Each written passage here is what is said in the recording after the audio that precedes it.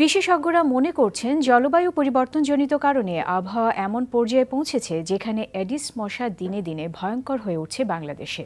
অথচ ২০০০ সালের আগে এই মশার কোনো উৎপাত দেখা যেত না এডিস মশা থেকে সৃষ্ট ডেঙ্গু কিংবা চিকুনগুনিয়া রোগ। ডাক্তারদের মতে পরিস্থিতি এখন এমন দাঁড়িয়েছে যে বর্তমানে যত মানুষ জ্বরে আক্রান্ত হচ্ছেন তার 1/3 চিকুনগুনিয়া রোগী। আশিকুর রহমান চৌধুরীর রিপোর্টে বিস্তারিত।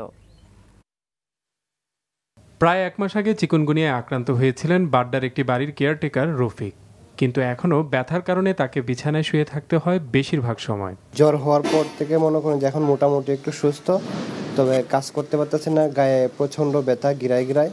রাজধানীতে কত মানুষ এখন পর্যন্ত চিকুনগুনিয়ায় আক্রান্ত হয়েছেন এ ব্যাপারে সঠিক পরিসংখ্যান পাওয়া না গেলেও স্পষ্ট একটি ধারণা দিলেন বঙ্গবন্ধু শেখ মুজিব মেডিকেল বিশ্ববিদ্যালয়ের উপাচার্য। জ্বর যা হচ্ছে তার 1/3 হয়তো চিকুনগুনিয়া পাওয়া যাচ্ছে। এটা ল্যাবরেটরিতে পরীক্ষা করে আমাদের ল্যাবরেটরি মেডিসিনের বিশেষজ্ঞরা দেখছেন।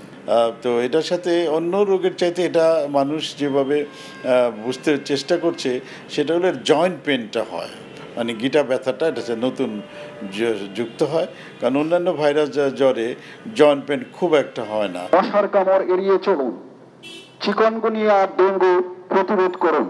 এডিস মশার কারণে ২০০০ সাল থেকে মূলত ডেঙ্গুর প্রকোপ শুরু হয়।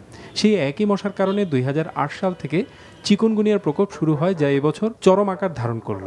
বিশেষজ্ঞরা মনে করছেন এডিস মশার উৎপাত ছিল না বলে ১-২ দশক আগেও ডেঙ্গু এবং চিকুনগুনিয়ার প্রকোপ ছিল না। কিন্তু জলবায়ু পরিবর্তনজনিত কারণে এমন এক ধরনের আবহাওয়া ঘন ঘন দেখা যাচ্ছে যা বাংলাদেশকে এডিস মশার চারণভূমিতে পরিণত করেছে। যে আমাদের ক্লাইমেট চেঞ্জ হচ্ছে, বৈশ্বিক যে উষ্ণতা তৈরি হয়েছে, এটা কিন্তু এডিস মশার জন্য খুব ভালো একটা টেম্পারেচারের জন্য। এখন ঋতু বৈচিত্র্য এখন অনেক পরিবর্তন হয়ে গেছে।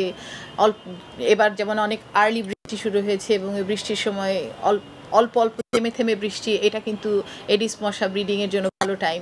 এগুলো সব কিছু মিলিয়ে আসলে এডিস মশার মানে নতুন করে যদি আমি বলি যে উৎপত্তি না বলে নতুন করে আবার ফিরে আসা যদি বলি এডিস মশার, এটা একটা বড় কারণ। উন্মুক্ত জলাধারে এডিস মশা জন্মাতে পারে না, একমাত্র ৪-৫ দিনের বেশি জমে থাকা পানিতে এডিস মশা জন্মাতে পারে। সে কারণে এডিস মশাকে বলা হয় অফিস কিংবা ঘরে জন্মানো মশা। বিশেষজ্ঞরা তাই এডিস মশা নিধনে ব্যক্তি সচেতনতার উপর জোর দিচ্ছেন সবচেয়ে বেশি। Ashikur Rahman Chowdhury, NTV news, Dhaka.